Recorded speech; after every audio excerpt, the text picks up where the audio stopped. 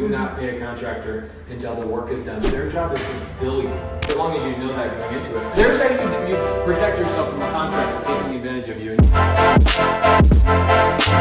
The number one thing that I see with a contractor is that they are their job is not to finish the project, their job is to bill you.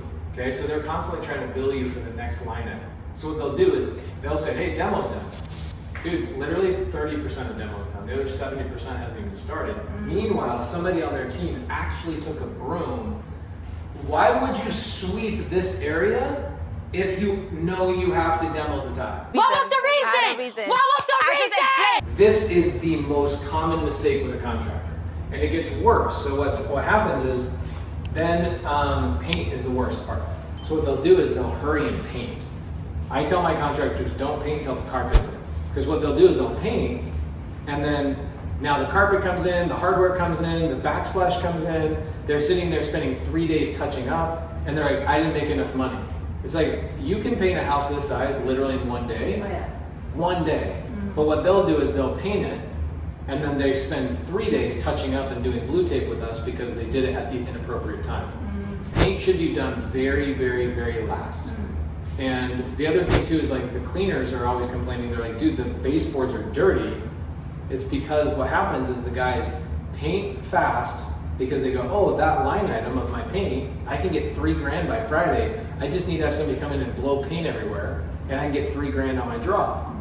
Contractors, this is how they think. I want my draw.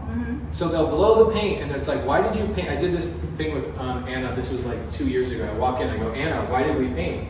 You know my rule. She's like, oh, they were ready for paint. I go, there's no doors and no trim. What are you talking about? We were ready to paint. She's like, they'll just come through and hand brush all of that. I'm like, you ain't hand brushing my baseboards. That should be sprayed. It should be so nice and like glossy.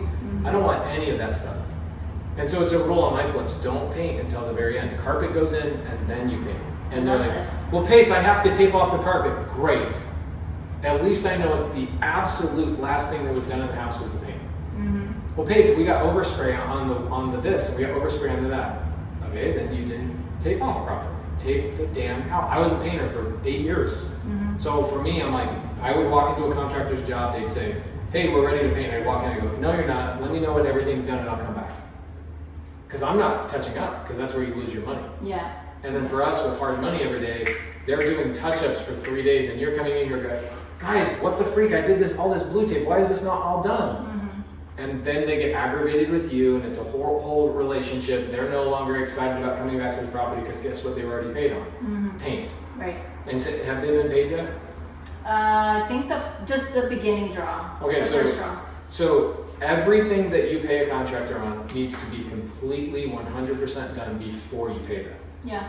No exception. Doesn't matter if their mom's leg is getting chopped off tomorrow, they need the money for an amputation or whatever it is. It does not matter. Do not pay a contractor until the work is done because they will not come back. Oh, we're learning this big time. Yeah, me too. I had to learn it for 8 years. We had a job that was literally a 3-week job that's now been 3 months because you paid them improperly. Our partners paid them improperly. Yeah, there you go. Welcome to construction. And so as long as you know that going into it, contractors are incentivized by you and by your rules that you set, as long as you know it's our fault. It no is. doubt. Every time I made a mistake, it was always my fault. But you learn that and I'll come in here maybe tomorrow, I'll come in here with a marker and I'll mark things on the walls and I'll show you what I will normally do in my flips. And when you do that with we'll do that tomorrow. We'll come in here tomorrow with a big fat marker and I'll say, remove this, new drywall, and I put everything in black. And the reason why I do that too is that the painters at the end, what they'll do is they'll water down the paint, and if they water down their paint, it can't cover my marker marks. And so what the freak? And I go, it's because you watered down your damn paint. Your paint should be able to cover my markers. And so there's all these little tricks and stuff of the trade. The intentions thing is dual. Yeah, it is. So there you go. There's how you protect yourself from a contractor taking advantage of you, and you're dealing with it right now. No joke, I've probably lost $2 million in money over 10 years of just overpaying people. They don't do the job. I got to bring somebody else back because I have a timeline or something else associated with it. Or you're 3 months That's cost you time on the market, And hard money. interest rates went up, And the prices went down. prices went down. You probably on that project for those 3 months, you probably lost $30,000-$40,000. It was supposed to be a triple digit, over triple digit.